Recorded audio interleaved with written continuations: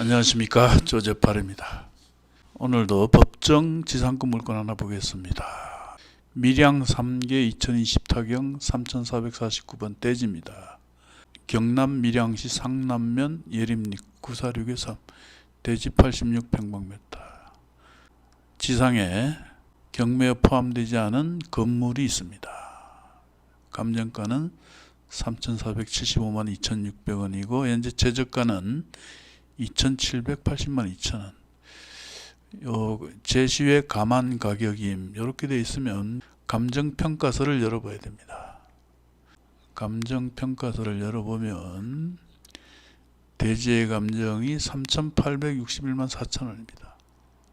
약간 저감시켰죠. 그리고 경매에 포함되지 않은 제시외 건물은 3,649만 500원. 합치면 7,510만 4,500원입니다. 요거는 경매에 포함되지 않은 겁니다. 7,500여만 원 되는 토지와 건물입니다. 그런데 토지만 경매에 나왔다. 현재 최저가는 2,780이다. 저렴하죠? 현재 소유자는 2018년 2월 27일 4,500만 원에 매매를 했습니다. 이때 매매를 했을 때는 토지와 건물을 함께 취득한 겁니다. 건물은 미등기인 관계로 등기 이전을 하지 못한 상태에서 토지만 이전 등기를 받았다. 자, 이럴 경우 법정 지상권은 성립하지 않습니다. 대법원 판례를 보면 미등기 건물을 그 대지와 함께 양수한 사람이 그 대지에 관하여서만 소유권 이전 등기를 넘겨받고 이 경우죠. 그리고 건물에 대하여는 그 등기를 이전받지 못하고 있는 상태에서 그 대지가 경매되어 소유자가 달라지게 된 경우 미등기 건물의 양수인은 미등기 건물을 처분할 수 있는 권리는 있을지언정 소유권은 가지고 있지 아니하므로 대지와 건물이 동일인의 소유에 속한 것이라고 볼 수 없어 법정 지상권이 발생할 수 없다. 이 분이 취득할 때 토지와 미등기 건물을 4,500만 원에 매수를 했다. 그런데 건물은 미등기다. 이럴 경우 소유자가 바뀌면 관습법상 지상권이 성립하지 않는다. 즉 철거가 되는 겁니다. 이 토지를 낙찰받고 건물 등 철거 소송을 하게 되면 이 건물은 철거가 된다. 그러나 조금 전 감정평가서에서도 봤듯이 토지와 건물 합친 감정금액이 7,510만 원이죠. 철거를 하면 굉장히 아깝습니다. 대체로 이런 경우에는 건물주가 토지를 매입하든가 토지주가 건물을 매입하든가 이런 식으로 결말이 됩니다. 현실적으로 철거하는 경우는 거의 없다.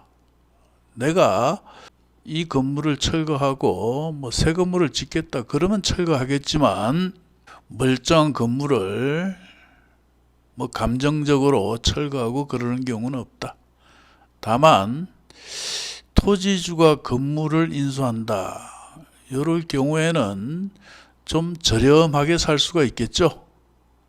왜냐하면 철거 판결이 나오면 철거가 되는 건물이죠. 그러면 건물주 입장에서는 큰 부담이 됩니다. 철거 비용까지 부담하게 되겠죠. 그래서 이런 물건의 경우 최선의 방법은 건물주가 토지를 매입한다. 그렇죠. 그래야 건물주 입장에서는 피해를 최소화시킬 수가 있다. 예를 들어서 우리가 토지를 낙찰받았다. 그리고 건물주가 이 토지를 인수했다 치면 손해가 덜하다. 그렇죠? 토지와 건물의 감정금액이 7천만 원이 넘었죠. 7천만 원이 넘었기 때문에 약간 저감시켜서 금액을 낮춰서 팔더라도 손해는 덜하다. 그리고 과거에 4,500에 매입한 흔적이 있죠. 현재 최저가는 2,780이다. 2018년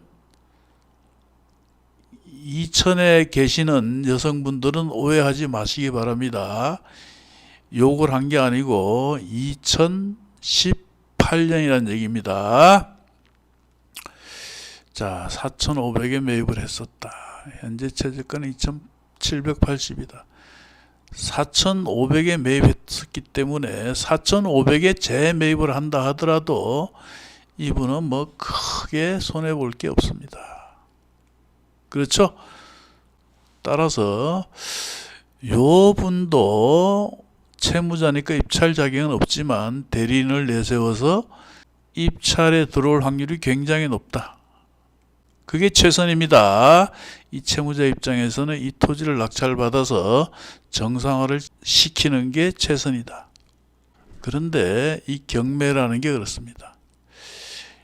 이 건물주, 이 채무자가 이 토지를 다시 매입해야 함에도 싸게 사기 위해서 뭐 한 번 더 떨어지면 사겠다. 또는 입찰을 했는데 2등 했다. 3등 했다. 그런 게 대부분입니다. 그래서 이런 물건들은 이 소유자, 건물 소유자에게 뭐 채무자겠죠. 이분이 이 땅을 낙찰을 받아서 종결시켜야 됩니다. 그런데 꼭 그렇게 하지 않고 싸게 낙찰 받으려다가 낭패를 당하는 겁니다. 제가 볼 때는 현재 최저가 2,780이면 무조건 해결된다고 봅니다. 이 땅을 낙찰받아서 얼마간의 경비를 받고 넘겨주든지 아니면 이 토지와 건물을 뭐 매매로 내놨을 때 뭐 한 감정은 아까 7천 얼마였나요? 감정은 아까 7천 뭐 7,500이죠. 뭐 7,500에 내놓는 것은 무리고 한 6천만 원에 내놓는다. 뭐 6천만 원에 팔 수 있다. 혹은 뭐 5천에 팔 수 있다. 그러면 같이 팔아서 건물주와 나눠 쓰는 방법도 있고요. 자, 현재 감정가보다 굉장히 저렴하다. 뭐 최악의 경우에 건물 철거하고 뭐 땅으로 가져가도 손해보지 않는 금액이죠. 그럴 가능성은 거의 없지만 건물을 철거하고 그럴 가능성은 거의 없다고 봐야 됩니다. 여하튼 요즘 건축비도 굉장히 많이 올랐습니다. 지금 건물은 허름하지만 23평짜리 집 하나 지으려면 평당 500 이상 줘야 됩니다. 그렇죠? 5, 35, 5, 20. 뭐 1억 원이 넘게 듭니다. 이런 집 하나 지으려고 해도. 그런데 이 감정을 이렇게 3,396만 적게 한 것은 뭐 감가상각을 했겠죠. 집이 오래되었으니 많이 낮춰서 감정평가를 한 것입니다. 자, 동네를 한번 가보시고 주변 환경도 살펴보시고 뭐 강도 있고 좋습니다. 로드뷰를 보면 코너에 있는 땅입니다. 자, 요 집이죠. 요 집입니다. 벽돌조로 되어 있는 것 같습니다. 코너 땅이죠. 주변은 깔끔합니다. 빌라도 있고. 자, 대문은 이쪽 꺾어 들어가서 여기에 대문이 있습니다. 제가 볼 때는 너무 높은 금액은 좀 그렇죠. 그저 뭐 최저가 언저리에서 뭐 그 정도에서 낙찰 받으면 쉽게 해결되지 않을까. 물건의 좋고 나쁨은 제가 늘상 하는 얘기입니다. 가격이 있습니다. 이게 제가 좋다고 말씀은 드리지만 너무 높은 가격에 샀다.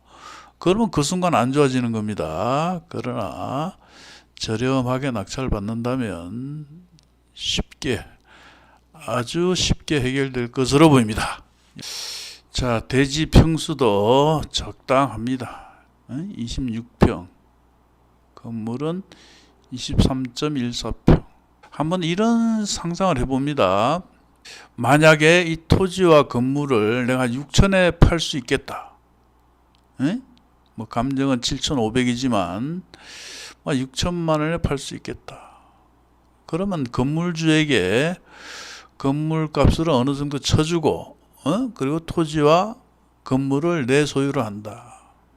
이렇게 하면 역으로 입찰 금액이 나오겠죠. 뭐 한 5천 정도 받을 수 있겠다.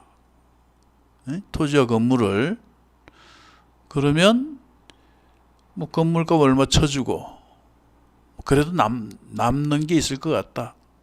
그러니까 보수적으로 5천, 뭐 최고로 뭐 감정가 7,500 요 사이에서 잘 판단을 하시고 그리고 입찰 가격을 결정하는 것이 맞다.